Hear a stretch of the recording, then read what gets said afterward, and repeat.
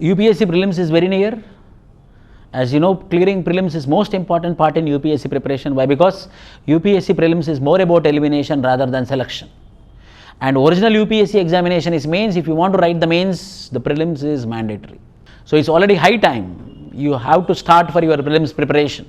Mainly those people will clear the preparation who work for 12 hours from today and doing test preparation, doing reverse engineering, doing current affairs, doing revision notes, doing PYQs. Those who do all these things, there is 100% probability that you will be clearing the prelims. And again I am repeating that.